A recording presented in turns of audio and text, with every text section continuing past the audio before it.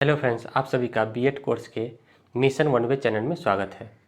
दोस्तों, आज हम लोग बात करेंगे gender school and society B Ed course में gender identities and socialization practice in school, लैंगिकता की पहचान तथा समाजीकरण प्रथाओं में विद्यालय की क्या भूमिका है, इसके बारे में आज हम लोग बात करेंगे। ये gender school and society paper का है, ठीक है। और जो साथी मेरे इस चैनल पर नए आए हैं, प्लीज़ जो इस चैनल को सब्सक्राइब जरूर करें और बीएड के सभी दोस्तों तक शेयर जरूर करें, ठीक है। क्योंकि इस चैनल के माध्यम से बीएड के पेपरों को बहुत ही आसान और सरल भाषा में अच्छे नोट्स के साथ तैयारी की जाती है, ठीक है। दोस्तों, आइए शुरू करते हैं। Gender school and society paper में gender identities and socialization practice in school, लैंगिकता की पहचान तथा समाजीकरण प्रथाओं में विद्यालय की क्या भूमिका है, इसको हम लोग समझते हैं, ठीक है। सबसे पहले हम लोग इसका रूपरेखा, है ना, रूपरेखा में कौन कौन पॉइंट लिखे हैं। प्रस्तावना, विद्यालय का अर्थ एवं परिभाषा, ठीक है, क्योंकि ये विद्यालय था तो इसलिए विद्यालय का अर्थ एवं परिभाषा देना जरूरी था, ठीक है। फिर उसके बाद है लैंगिकता की पहचान तथा समाजीकरण प्रथाओं में विद्यालय की क्या भूमिका है। नेक्स्ट पॉइंट है भारतीय विद्यालयों को शिक्षा का प्रभावशाली अभिकरण बनाने हेतु सुझाव क्या है, और लास्ट में निष्कर्ष, ठीक है। तो ये पॉइंट है, इन पॉइंट को डील करेंगे तो हम लोग को समझ में आ जाएगा कि लैंगिकता पहचान तथा समाजीकरण में विद्यालय की क्या भूमिका है, इसको समझते हैं, ठीक है। इससे पिछले वीडियो में हम लोग ये देखे थे कि लैंगिकता की पहचान तथा समाजीकरण में परिवार की क्या भूमिका होती है, ठीक है।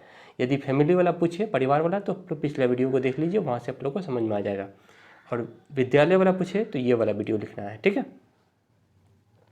चलिए आइए सबसे पहले हम लोग देखते हैं प्रस्तावना, इंट्रोडक्शन को देखते हैं। प्रस्तावना, बालक का जन्म परिवार में होता है। बालक का जन्म कहाँ होता है? परिवार में होता है, ठीक है। जैसे जैसे वो बड़ा होता जाता है उसका लैंगिकता की पहचान होती जाती है। जैसे जैसे उनका जो है उम्र बढ़ते जाता है तो उससे लैंगिकता की पहचान होती है, और जन्म के बाद से ही उसके लैंगिकता की पहचान शुरू हो जाती है। बालकों की प्रारंभिक शिक्षा उनकी विद्यालय से शुरू होती है ना। बालकों का प्रारंभिक शिक्षा जो है उनके विद्यालय से ही शुरू होता है। विद्यालय एक औपचारिक संस्था है तथा उद्देश्य है। विद्यालय एक औपचारिक संस्था है, ठीक है, जबकि परिवार जो है एक अनौपचारिक संस्था था। इसे लघु समाज भी कहा जाता है। विद्यालय को एक हम लोग लघु समाज भी कहते हैं, ठीक है। यहाँ उत्तम नागरिकता के गुण बालक में विकसित किए जाते हैं। यहाँ जो है एक उत्तम नागरिक का जो गुण होता है उसमें बालकों में ये गुण विकसित किया जाता है अध्यापकों की मदद से। बालक उपचार केंद्रों के रूप में युवकों को व्यक्तिगत निर्देश तथा परामर्श प्रदान करते हैं। यहाँ पे जो है विद्यालय में अध्यापक जो है बालकों को, है ना, एक व्यक्तिगत निर्देश और परामर्श देता है ताकि वो भावी जीवन में जो है किस प्रकार आगे बढ़ सके, ठीक है। इनके लिए उन्हें परामर्श और निर्देशन देता है, ठीक है। अतः बिना भेदभाव के लैंगिकता की पहचान तथा समाजीकरण प्रथाओं में विद्यालय की भूमिका अहम होती है। इसलिए जो है बिना भेदभाव के विद्यालय में जो है ना, समाजीकरण प्रथाओं और लैंगिकता की पहचान में विद्यालय की भूमिका अहम होती है, बहुत ही इंपॉर्टेंट होती है, ठीक है। तो यहाँ तक हम लोग प्रस्तावना को देख लिए। अब हम लोग देखेंगे विद्यालय का अर्थ, मीनिंग ऑफ स्कूल। विद्यालय का क्या अर्थ है, ठीक है। विद्यालय शब्द की उत्पत्ति ग्रीक शब्द सोखला या सोखली से हुई है, जिसका अर्थ होता है अवकाश, है ना, लिस्योर। यानी विद्यालय शब्द की उत्पत्ति जो है ग्रीक शब्द सोखला से हुआ है ना, और इसी से स्कूल बनता है, जिसका तात्पर्य है अवकाश, ठीक है। अवकाश अर्थ कुछ विचित्र सा लगता है। अवकाश यहाँ पे जो है, अवकाश का मतलब छुट्टी नहीं, कुछ विचित्र सा लगता है। प्राचीन यूनान में अवकाश के स्थलों को ही विद्यालय के नाम से संबोधित किया जाते थे। मतलब ये हुआ कि प्राचीन काल में जो यूनान जो है, ठीक है, यूनान में अवकाश के स्थल, यानी अवकाश का जहाँ स्थल होता था, जहाँ स्थान होता था, उसको हम लोग अभी विद्यालय ही कहते हैं, ठीक है। अवकाश काल को ही आत्मविकास समझा जाता था, जिसका अभ्यास अवकाश नाम निश्चित स्थान पर किया जाता था, है ना। जहाँ पे उनका आत्मविकास, है ना, होता था, उनको हम लोग अवकाश कहते थे प्राचीन काल में, और वही अवकाश स्थल जो है अभी विद्यालय का रूप ले लिया, ठीक है। उस स्थान को हम लोग अभी विद्यालय कहते हैं, इतना समझ लीजिए, ठीक है। यानी कि विद्यालय जो शब्द है वो सोखले शब्द से बना होता है, जिसका अर्थ होता है अवकाश, ठीक है। अवकाश जो एक प्राचीन शब्द है ना, जहाँ प्राचीन शब्द है, और वहाँ का जो अवकाश स्थल होता है जिनको हम लोग अभी विद्यालय कहते हैं, जहाँ पे पहले जो है बच्चों को शिक्षा दी जाती थी। ठीक है, इतना चीज़ समझ गए। अतः धीरे धीरे यह अवकाश स्थल एक निश्चित उद्देश्यों तथा पाठ्यक्रम का ज्ञान प्रदान करने वाली संस्थाएं बन गई। अतः धीरे धीरे जैसे जैसे जो है देश का विकास हुआ, उसी प्रकार से जो है अवकाश का जो ये स्थल था, एक निश्चित उद्देश्य तथा एक निश्चित पाठ्यक्रम को ध्यान में रखते हुए जो है एक प्रमुख संस्था बन गई, जिसे हम लोग विद्यालय नाम दिए। ठीक है, तो विद्यालय हम लोग समझ गए। विद्यालय का अर्थ क्या होता है? विद्यालय का अर्थ होता है जहाँ पे सभी बच्चे जाके अपनी शिक्षा ग्रहण करते हैं, उनका नैतिक विकास होता है, उसका सामाजिक विकास होता है, उसका शारीरिक सब सर्वांगीण विकास होता है, उसे हम लोग विद्यालय कहते हैं। ठीक है, तो उनके व्यक्तित्व को ध्यान में रखते हुए, उनके आत्मविश्वास को है ना ध्यान में रखते हुए जो है अध्यापक उनको शिक्षा देती है, उसी केंद्र को हम लोग, उसी औपचारिक संस्था को हम लोग विद्यालय कहते हैं। ठीक है, अब आइए विद्यालय की कुछ परिभाषाएं देख लेते हैं। Definitions of school. John Dewey के अनुसार, जॉन डीवी ने क्या कहा था कि विद्यालय एक ऐसा विशिष्ट वातावरण है, विद्यालय एक ऐसा स्पेशल इन्वायरमेंट है जहां बालक के वांछित विकास की दृष्टि से उसे विशिष्ट क्रियाओं तथा व्यवसायों की शिक्षा दी जाती है। ठीक है, विद्यालय एक ऐसा विशिष्ट संस्था है, ठीक है, या एक ऐसा वातावरण है जहां बच्चों को वांछित विकास की दृष्टि से उसे विशिष्ट क्रियाओं एवं व्यवसायों की उन्हें शिक्षा दी जाती है, उसे हम लोग क्या कहते हैं? विद्यालय कहते हैं। ये बात कहती है जॉन डीवी ने। ठीक है, चलिए नेक्स्ट है जे.एस. रॉस के अनुसार। जे.एस. रॉस महोदय क्या कहा था कि विद्यालय वह संस्था है जिनका सभ्य मानव ने इस दृष्टिकोण से स्थापित किया है कि समाज में सुव्यवस्थित तथा योग्य सदस्यता के लिए बालकों की तैयारी में सहायता मिले। जे.एस. रॉस ने यह कहा था कि विद्यालय वह संस्था है जहां एक सभ्य मानव के दृष्टिकोण को ध्यान में रखते हुए समाज में सुव्यवस्थित और योग्य सदस्य बालकों का निर्माण किया जा सके, उसे हम लोग विद्यालय कहते हैं। ठीक है, यानी इसमें बालकों को ध्यान में रखते हुए जो है उनमें सुव्यवस्थित और योग्य सदस्य का गुण विकसित हो, उसे हम लोग विद्यालय कहते हैं। तो यहाँ तक हम लोग दो परिभाषा देखिए, एक जॉन डीवी के अनुसार, एक देखिए जे.एस. रॉस के अनुसार। ठीक है, चलिए नेक्स्ट जो मेरा पॉइंट है वो है लैंगिकता की पहचान तथा समाजीकरण प्रथाओं में विद्यालय की क्या भूमिका है। ठीक है, अब यही मेरा जो है टॉपिक भी था, एक बार हम लोग देखेंगे लैंगिकता की पहचान तथा समाजीकरण प्रथाओं में विद्यालय की भूमिका। ठीक है, लैंगिकता की पहचान तथा समाजीकरण प्रथाओं में विद्यालय की भूमिका निम्न है। ठीक है, पहला नंबर, शिक्षित नागरिकों का निर्माण। विद्यालय सभी बालक व बालिकाओं का समान रूप से शिक्षित करती है, जिससे एक उत्तम नागरिकता का क्या होता है? निर्माण होता है। ठीक है, तो शिक्षित नागरिकों का निर्माण करता है कौन? विद्यालय। ठीक है, नेक्स्ट है विशेष वातावरण की व्यवस्था। ठीक है, विशेष वातावरण की व्यवस्था का मतलब हुआ कि विद्यालय एक औपचारिक संस्था है जो शिक्षा की किसी सुव्यवस्थित योजना पर आधारित नहीं होती है। ठीक है, यानी कि विद्यालय का वातावरण एक सुव्यवस्थित योजना के अनुसार एक विशिष्ट वातावरण प्रस्तुत करता है जो अत्यंत सरल, शुद्ध, नियमित, सुचारुपूर्ण, सामान्य तथा व्यवस्थित होता है। इस तरह की जो संस्था होती है उसे हम लोग विद्यालय कहते हैं, और विद्यालय एक विशेष वातावरण की व्यवस्था करता है जहाँ बच्चों को एक सुव्यवस्थित रूप से ज्ञान प्राप्त होती है। ठीक है, चलिए नेक्स्ट पॉइंट है तीसरा नंबर, विद्यालय घर की अपेक्षा शिक्षा का उत्तम स्थल है। विद्यालय जो है घर की तुलना में विद्यालय जो संस्था है उसमें शिक्षा का एक उत्तम व्यवस्था है। ठीक है, विद्यालय में रहकर बालक घर की अपेक्षा अधिक सीखता है ना। घर से जितना हम लोग सीखते हैं उसकी अपेक्षा विद्यालय में हम लोग अधिक सीखते हैं, क्योंकि वहाँ का वातावरण एक सकारात्मक वातावरण होता है। अध्यापक वहाँ पे निर्देशन एवं परामर्श देते हैं। विद्यालय में विभिन्न आदतों, रुचियों तथा दृष्टिकोण वाले बालक आते हैं। विद्यालय में क्या होता है? अलग अलग गुणों वाले, अलग अलग स्थानों के, अलग अलग दृष्टिकोण, अलग अलग रुचियों वाले बालक विद्यालय में पहुँचते हैं, जिनके संपर्क में रहकर बालक उन बातों को सीखते हैं, देखते हैं तथा प्रभावित होते हैं जिन्हें वो घर या परिवार में कदापि नहीं सीख सकते हैं। देखिए विद्यालय में क्या होता है कि विद्यालय में विभिन्न विभिन्न व्यक्तित्व के बालक पहुँचते हैं। ठीक है, और उन व्यक्तित्व वाले बालकों के साथ है ना कोई भी बालक यदि संपर्क में आता है तो उनमें जो है उनके गुणों का विकास होता है ना, उनके बौद्धिक क्षमता का विकास होता है, जो कि ये गुण जो है आप परिवार में रहकर उनमें उत्पन्न नहीं हो सकता है। तो इसलिए विद्यालय को समाज का एक लघु रूप कहा जाता है जहाँ पे बालकों का सर्वांगीण विकास होता है। ठीक है। चलिए नेक्स्ट पॉइंट है विभिन्न अभिकरणों का सहयोग। विभिन्न अभिकरणों का सहयोग क्या है? विद्यालय ही एक ऐसा अभिकरण है, ठीक है, जिसमें लैंगिक भेदभाव से मुक्त होकर उचित सहयोग प्राप्त किया जाता है।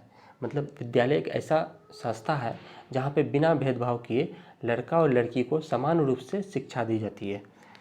इन अभिकरणों के सहयोग के बिना विद्यालय अपने उद्देश्यों की पूर्ति में पूर्ण रूप से सफल नहीं हो सकते हैं। अतः विद्यालय अन्य अभिकरणों में सहयोगात्मक संबंध स्थापित करने की दृष्टि से महत्वपूर्ण है। ये जो है एक महत्वपूर्ण संस्था है जहाँ पे कई सारे अभिकरणों की मदद से जो है बालकों को शिक्षा दी जाती है, ठीक है। जैसे खेल कूद की मदद से, है ना, कई सारे सांस्कृतिक कार्यक्रमों की मदद से, ठीक है, तो पुस्तकीय ज्ञान के माध्यम से। तो इन सभी चीज़ों से जो है बालकों को क्या करता है, सहयोग करके जो है उनमें शिक्षा प्रदान करती है कौन? विद्यालय, ठीक है। तो मेरा ये टॉपिक भी था कि लैंगिकता की पहचान तथा सामाजिकरण में विद्यालय का क्या महत्व है, ठीक है। तो आप लोग विद्यालय को ध्यान में रखते हुए बातों को लिखना है। चलिए नेक्स्ट पॉइंट है 5वां नंबर में है सामुदायिक जीवन को प्रोत्साहन करना। ये जो है विद्यालय का एक काम है कि सामुदायिक जीवन को भी प्रोत्साहित करता है, ठीक है। कैसे? विद्यालय सामाजिक संस्था होने के नाते सामुदायिक जीवन को प्रोत्साहन प्रदान करता है। ये एक जो है विद्यालय एक जो है सामाजिक संस्था होने के साथ साथ सामुदायिक जो है जीवन को भी वो क्या करता है, आगे बढ़ाता है। सामुदायिक जीवन को प्रोत्साहित कर विद्यालय स्वतंत्रता, समानता इत्यादि के महत्व से उन्हें अवगत कराता है, ठीक है। तो यहाँ पे सामुदायिक जीवन को भी उन्हें आगे बढ़ाने का कार्य विद्यालय ही करता है, ठीक है। चलिए यहाँ तक हम लोग देखें कि लैंगिकता की पहचान तथा सामाजिकरण में विद्यालय का प्रभाव।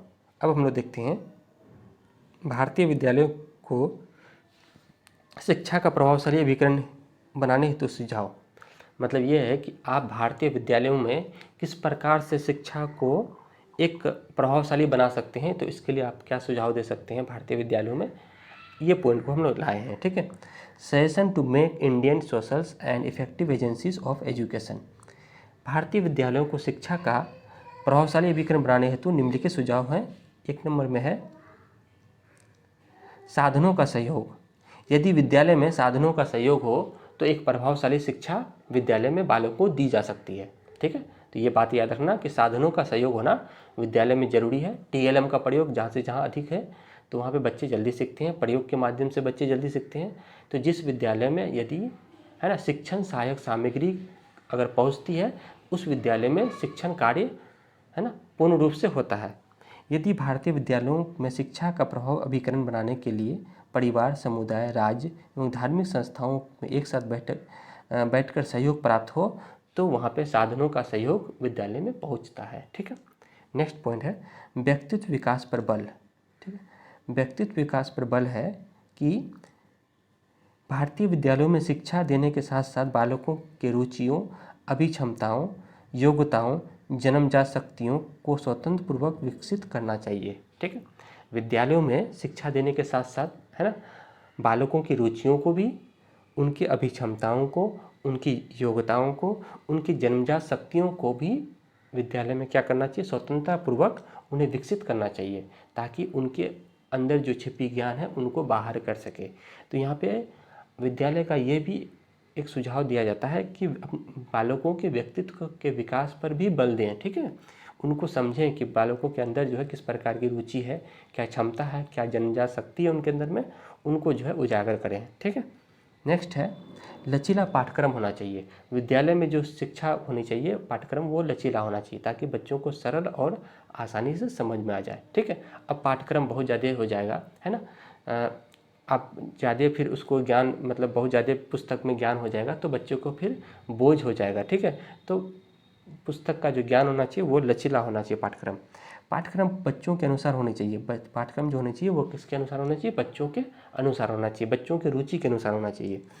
पाठ्यक्रम का भाषा सरल समझ वाला होना चाहिए। बच्चों के बौद्धिक क्षमताओं को ध्यान में रखकर बौद्धिक विकास करनी चाहिए। इससे जो है बालकों का एक क्या होता है, बौद्धिक विकास होता है, इन सभी चीज़ों को ध्यान में रखते हुए, ठीक है।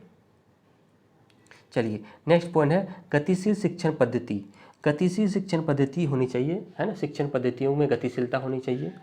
यदि शिक्षण पद्धतियाँ गतिशील तथा प्रभावी नहीं होगी तो पाठ्यक्रम सफल नहीं होगा। जैसे डाल्टन पद्धति, योजना पद्धति, करके सीखना तथा मोंटेसरी पद्धति इत्यादि प्रगतिशील शिक्षण विधियों का प्रयोग करके शिक्षण सफल बना सकते हैं।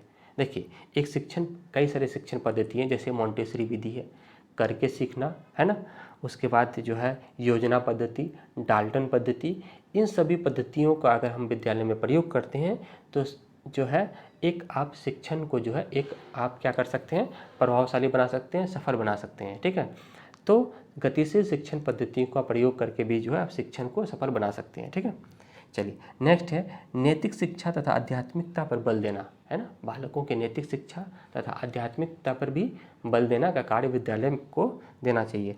बालकों में अच्छे गुणवत्ता का ज्ञान का पता करने के लिए नैतिक शिक्षा तथा आध्यात्मिक पर बल देना चाहिए। नैतिक शिक्षा का मतलब होता है बालकों में सही गलत की पहचान करने की शिक्षा होनी चाहिए। उन्हें क्या करना है, क्या नहीं करना है, इन सभी चीज़ों का जो है उन्हें ज्ञान विद्यालय के द्वारा जो है देना चाहिए। ठीक है, चलिए नेक्स्ट है 6 नंबर में है कि सामाजिक जीवन से संपर्क। विद्यालय को ये सुझाव देना चाहिए कि बच्चों में सामाजिक जीवन से संपर्क उन्हें जोड़े। जितना बच्चों को समाज के साथ जोड़ा जाए उनका जो है उतना ही विकास तेज़ी से होता है और साथ ही साथ समाज का भी विकास होता है। बालकों के व्यक्तित्व का विकास एवं सामाजिक मूल्यों का बीज रोपण तथा विकास विद्यालयों में ही करना चाहिए। बालकों के व्यक्तित्व का विकास तथा सामाजिकरण का विकास, उनका बीज रोपण वो कहाँ पे होना चाहिए, विद्यालय में ही होना चाहिए, यानी विद्यालय से ही उनका शुरू होना चाहिए, जिससे उनमें सामाजिक मूल्यों का विकास हो सके, ताकि उनके अंदर जो है सोशल वैल्यूज का जो है क्या हो सके, विकास हो सके। ठीक है, तो ये कई सारे 6 पॉइंट थे जिसमें हम लोग बातें किए कि लैंगिकता की पहचान तथा सामाजिकरण में, है ना, हम शिक्षा के प्रति जो है कैसे प्रभावशाली बना सकते हैं, इनके प्रति जो क्या सुझाव दिए, ये सभी पॉइंट को लिख सकते हैं। ठीक है, चलिए नेक्स्ट लास्ट इनका निष्कर्ष है, कंक्लूजन देख लेते हैं। ठीक है, क्योंकि निष्कर्ष लिखना बहुत ज़रूरी है, तो आप लोग हर एक क्वेश्चन में निष्कर्ष जरूर लिखें। ठीक है, इससे जो है आपका नंबर जो है कहीं पे भी जो है कटने का चांस नहीं रहता है। ठीक है, अतः उपयुक्त वाक्यों से स्पष्ट होता है कि विद्यालय का महत्व प्राचीन काल से अब तक काफ़ी अधिक महत्व है ना। उपयुक्त बातों से हम ये समझे कि विद्यालय का जो महत्व है वो प्राचीन काल से चले आ रहे, अभी तक जो है इनका महत्व काफ़ी तेज़ी से हो रहा है। वर्तमान समय में विद्यालय और भी प्रभावशाली बन गया है, इसके कार्यक्षेत्र को और व्यापक किया गया है ना। विद्यालय का जो कार्य है उसको और तेज़ी से आगे बढ़ा रहे हैं हम लोग। ठीक है, तकनीकों को गतिशीलता लाई जा रही है, यानी विद्यालयों में तकनीकी शिक्षा को भी जोड़ा जा रहा है। शैक्षिक नवाचार विधियों को बल दिया जाता है ना। भारतीय समाज में कई कुरीतियों को शिक्षा के माध्यम से समाप्त किया गया है ना, यानी कई सारे जो पुरानी कुरीतियाँ थी, है ना, अंधविश्वास बातें थे, उनको जो है विद्यालय में शिक्षा के माध्यम से समाप्त किया गया है ना। शिक्षा के द्वारा लड़का, है ना, शिक्षा के द्वारा लड़की लड़का के भेदभाव पारिवारिक वातावरण को बाह्य वातावरण के साथ व्यापक किया गया। ये लड़का लड़की में जो भेदभाव था उसको समाप्त किया गया, पारिवारिक वातावरण को बाहरी वातावरण से जोड़ा गया। ठीक है, बालिकाओं में सम्मान तथा समानता की भावना विकसित हो, इस कार्यपथ के साथ आधुनिक विद्यालय निरंतर कार्यरत है, यानी अभी भी जो है आधुनिक विद्यालय जो है लगातार कार्य कर रही है, ताकि सभी को जो है समान रूप से, है ना, शिक्षा प्राप्त हो सके, कोई भी जो है बच्चा शिक्षा से जो है वंचित ना रहे। ठीक है, तो उम्मीद करते हैं आप लोग को जो है लैंगिकता की पहचान तथा सामाजिकरण में, है ना, विद्यालय की क्या भूमिका रही, इसके बारे में बहुत अच्छे से डिटेल्स के साथ हम लोग समझे। इन सभी बातों को आप लोग को एग्जाम में लिखना है। 2-3 बार वीडियो को देखिए तो आप लोग को जो है समझ में आ जाएगा। ठीक है, तो ठीक है दोस्तों, फिर इसी तरह से मेरे चैनल पर बने रहे।